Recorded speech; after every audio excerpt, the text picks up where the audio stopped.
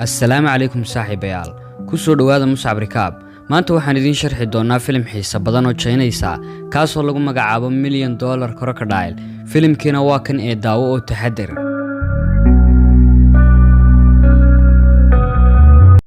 Shanshin wuxuu subax walba ku soo ciyaaraa beerta kadib markuu ka soo baxo iskuulka si uu arko yaxaaskan oo uu saaxiib leeyahay taasoo lagu magacaabo Ameyo daawada adigu xayawaankee jeclaan lahayd inaad la saaxiibto aan ku laabano filimkeena Ameyo waxay ku nooshahay godkan wuxuuna jecel yahay Shanshin inuu la ciyaaro iyada Ameyo waxay madaxa la gashay godkan sidoo kale Shanshin wuxuu sugayaa inay soo baxdo Ameyo Shanshin wuxuu fadhiistay meel u dhow siliga ay ku jirto Ameyo wuxuuna wajiga saartay mid ka mid ah waraaqihii imtixaankiisa intaa kadib waxa waraaqdii qaadaysa neefta Shanshin waxayna ku dhacaysaa siliga ay ku jirto Ameyo Shanshin wuxuu soo galay beerta isagoo raba inuu la kulmo saaxiibadii balse iyadu waxay ku jirtaa godkan wuxuuna la soo baxay nacnaciisi si ay ugu soo baxdo Ameyo sikadiisa waxa qaaday Shanshin ninkii beerta ilaaliyaha ka ahaa kaasoo lagu magacaabo Liu wuxuuna u sheegayaa inuusan naftiisa khatar gelin oo uu iska ilaaliyo yaxaasyadan wuxuuna u soo kaxeeyay dhankaasi gurigooda intaa kadib waxa imaanaya niman doonaya inay iibsadaan yaxaasyadan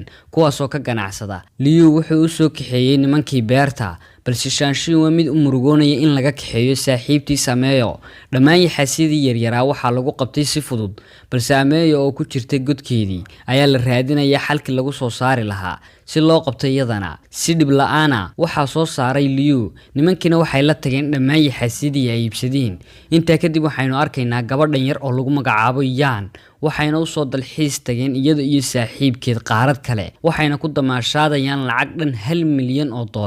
waraa idin yaalde inta kadib way murmayaan lamaanahan si kadiisana Yan saaxiibkeed ayaa gaariga ka dejinaya maadaama uu iyada dhibsaday wuxuuna kaga dhaqaaqayaa wadada dhanka kale nimankii iibsaday yaxaasyadan ayaa waxa uu imaanaya nin lagu magacaabo Shanwu wuxuuna ka dalbanayaa inay isaga dib uga sii iibiyaan hilibka yaxaasyadan si isku xigta nimankii waxay bilaabeen hawshoodii iyagoo marba mid gowracayay yaxaasyadii yaryaraa sidoo kale waxay miiska soo saareen Ameyo oo ah yaxaasadii weyneed si loo qalo iyadana Ameyo waxay ka xumaatay falkan lagula kacayo waxayna meeshii ka bilowday dagaal iyadoo nafteeda badbaadinaysana waxay ka baxsatay goobtii Shawu wuxuu nimankii ka codsaday inay soo qabtaan qoftaan maadaama ay faa'iido badan isaga ugu jirto waxayna dhammaantood ka murugoonayaan sida kadiska ee ay Ameyo uga baxsatay gacantooda dhanka kale Shanshin oo la jooga aabihii oo booliisa kaasoo lagu magacaabo Benji ayaa ka xanaaqay inuu Shanshin lumiyo waraaqdii imtixaanka Shanshin wuxuu u sheegayaa sidii ay u luntay waraaqdu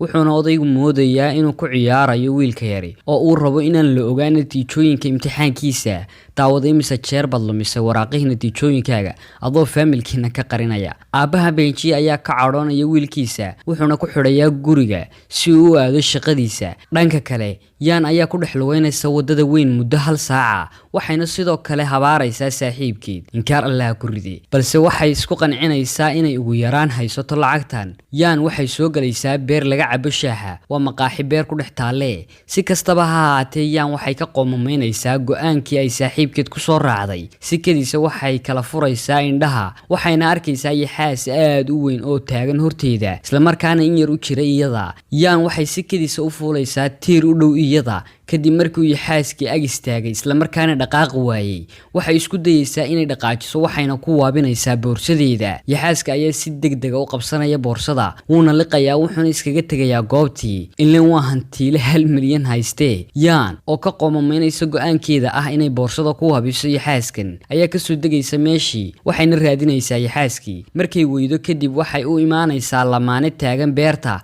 waxayna weydiinaysaa xerada ciidanka booliiska Shanshin oo walwalsan misna ku xidhan guriga ayaa waxa ka ku soo tuuraya saaxiibadii kuwaasoo raba inay u dalxiisaan harow dhow wuuna raacaya dhinaca kale Yan waxay Benji u sheegaysaa inay ka maqan tahay boorso uu ku jiro mobilkeedii iyo lacag dhan $1 milyan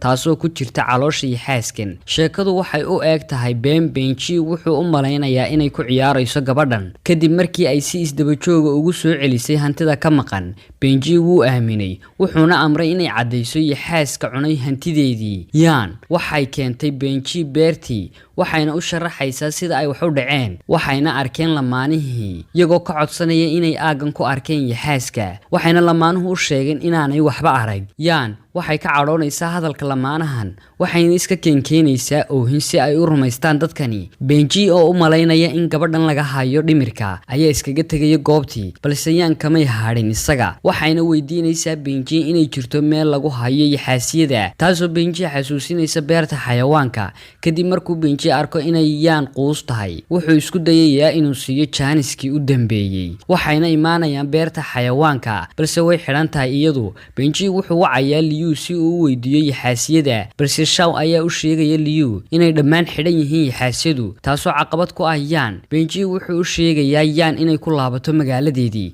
wuxuuna ka dhaqaaqayaa goobtii. Dhanka kale, Shanshi iyo saaxiibadii waxay ku dabaalanayaan haradan. Sidoo kale yaxaaskan Ameyo ayaa ah iyaduna mid ku dhex jirta biyahan. Khamriilahan weyn ayaa arkaya yaxaaskan, wuxuuna uga digayaa caruurta, iyaguna waxay moodayaan inuu ku ciyaarayo. Dhanka kale, Yaan waxay dhex lugaynaysaa wadada. Kadib markii uu soo dhawaato Benji, waxay ka qaadanaysaa telefoonkiisa, waxayna wacaysaa nambarkeedii. Nasiib wanaag wuu dhacaya, waxayna cadaynaysaa taasu inaanu yaxaaskanin cunin telefoonkeedii. Benji wuu ka xanaaqayaa arrinka, wuxuuna istaajinayaa bas, wuxuuna Yaan ka codsanayaa inay ku laabato magaaladeedii. Yaan ayaa diidaysa, wuxuuna u soo qaadayaa si qasaba. Sidoo kale wuxuu saarayaa baskii. Yaan oo aan weli bedelin go'aankeedii misna ay ka maqan tahay lacagtan tirada badan, ayaa baskii la dhaqaaqaya. Waxay si kedisa uga soo booday daaqada gaadhiga, waxayna mar labaad dib ugu soo noqotay Benji. warbal masiibadanday. Sidoo kale waxaa Benji u yimi nin kale oo isna ka cabanaya inuu waayay ri uu lahaa, waxayna isku soo raaceen harada si kedisa. Yaan waxay arkaysaa dhiig ka muuqda biyaha, ninkanina wuxuu ahaa mid galay biyaha, misna wuxuu arkay ridiisii oo madaxa laga jaray. Benji wuu xaqiiqsaday suurtagalnimada inuu yaxaaskani jiro, wuxuuna si degdeg ah ugu soo cararay gurigiisa oo u dhow haradan. Wuxuuna arkay wiilkiisa oo feedha qaawan oo dibadda hore jooga, wuxuuna ku farxay inuu bad qabo wiilkiisa. Dhanka kale, masiibadan Yaan ayaa soo daba kacaysa Benji, waxayna imaanaysaa gurigooda. Benji wuxuu booliska ku wargelinayaa inuu jiro yaxaas soo baxsaday, misna cunay hanti iyo neef fadhiya. Dhanka kale, Shanshi ayaa u keenaya Yaan cunno ay cunto. Kadib markay noqoto habeen, waxaynu arkaynaa yaxaaskan oo jiifa guriga agtiisa. Dhinaca kale, Benji wuxuu aadayaa beerta, wuxuuna arkayaa albaabada oo jajaban, wuxuuna xaqiiqsanayaa inay baxsadeen qaar ka mid ah yaxaasyadu. Wuxuuna garaacayaa Shao isagoo baraya inuusan mar dambe isku dayin inuu sheego been noocan oo kale ah. Sidoo kale wuxuu Benji wacay ilaaliyaha Liu, wuxuuna u sheegay wax walba oo ku saabsan yaxaaskan iyo inay Ameyo tahay yaxaaska dhadig ee ka baxsaday goobtan. Benji oo gurigiisa uu ku yaalo harada agteeda, misna cabsi ka qaba wiilkiisa ayaa u soo caray dhankaas iyo gurigiisa. Dhinaca kale, Ameyo waxay soo gashay guriga, waxayna raacaysaa jaranjarada. Shanshi wuxuu arkayaa Ameyo, wuxuuna ogaanayaa inay tahay saaxiibadii, balse Yaan ayaa ka argagaxaysa, waxayna isku difaacaysaa mindi. Ameyo ayaa xasuusanaysa nimankii isku dayayay inay gowracaan iyada, wayna ka cadhoonaysaa arrinka. Sidoo kale waxay ku duminaysaa guriga. Shanshi iyo Yaan ayaa ku dhuumanaya qol xagga hoose ku yaala, balse Ameyo ayaa soo gashay qolkii. Si dhaqsaa Shanshi wuxuu ku koray saqafka sare ee guriga, balse Yaan ayay waqti ku qaadatay korista saqafka sare, waxayna ku dhawaatay inay cunto yaxaasad. Dhinaca kale, waxaa yimid Benji, waxaana isla markiiba soo weerartay yaxaasadii oo kaga soo dhacday xagga sare, waxayna ka baxsatay goobtii. Waxaa dhammaan looga digayaa magaalada inay iska ilaaliyaan xayawaankan halista, waxaana loo magacaabay booliis si ay u soo qabtaan yaxaaskan. Warkiina wuxuu isku bedelay ilaa heer qaran. Dhanka kale, waxaynu arkaynaa dadkii magaalada degnaa oo qof walba uu booqanayo xafiiska booliiska. Sidoo kale waxaan arkaynaa Yaan oo Shan weydiinaysa sida uu u shaqeeyo dheefshiidka yaxaasku, maadaama ay lacagteeda uga baqayso inay dheefshiidanto. Shan waxba kama oga isagu, balse wuxuu u sheegayaa inuu yaxaasku si dhaqsaa waxba u dheefshiidin. Yaan ayaa mar kale u sheegtay Shan inay yaxaaskan calooshiisa ku jirto lacag dhan $1 milyan, wuxuuna la yaabayaa hadalka Yaan. Sidoo kale wuxuu u soo dhaqaaqayaa dhankaas iyo saaxiibadii, isagoo uga warramaya siday wax u jiraan. Sidoo kale u sheegaya inay raadsadaan yaxaaskan intaan laga horgaadhin. Si kedisa waxaa celinaya booliiska, waxayna xidhayaan booliisku wadada si aanu yaxaaskani wax dhibaato u gaarsiin dadka. Dhanka kale, Yaan waxay Benji ka codsanaysaa inuu soo qabto yaxaaskan. Si kastaba ha ahaatee, Benji wuxuu arkayaa Yaan oo wadata baaskooladiisa si ay u disho yaxaaskan. xaaskan balse Benji ayaa u sheegaya inaysan mar dambe samayn fal noocaas oo kala waxayna fadhiisatay aqalka dhexdiisa iyadoo aad uga murugsan masiibadan haleeshay alla ilaahayada masiiba subaxdii xigtay militariga iyo booliiskuba waxay u diyaar garoobeen howlgalka baaritaan ee xayawaankan sidoo kale Liu wuxuu ahaa isna mid ka qayb qaatay howlgalkan maadaama uu isagu yahay qofka kaliya ee xakameyn kara xayawaankan dhammaan booliiskuna waxay bilaabeen howlgalkoodii Yan oo iyana rabtay inay noqoto qofka ugu horeeya ee lacagteeda gacanta ku soo dhiga ayaa ka haysanaysa Shanshi maadaama aysan iyadu kala garanayn dhulkan waxayna u soo ordeen dhankaas iyo haradii si kaliisa waxa arkaya Shao iyo ciidanka balse waxay sii wadanayaan howlgalkoodii waxayna raad ku arkeen meel u dhow harada waxayna u baahdeen damin ay u dhigaan xaaskan si ay u toogtaan waxayna xidhxidheen Yan iyo Shanshi sidoo kale waxay u soo kaxeeyeen dhanka iyo harada Ameyo ayaa ka soo baxday biyaha kadib markay aragtay saaxiibkeedii qoodin jiray Shanshi waxayna isku dayaysaa inay u soo dhawaato isaga si kadiisa Shao ayaa Ameyo ku riday xabad taasoo mar labaad kicisay kana cadhaysiisay iyada waxayna u carartay dhankaas iyo biyaha Shao oo galay shabaq kalluumaysi ayay Ameyo ku sii kaxaysatay dibkeeda waxayna ula dhaqaaqday dhankaas iyo harada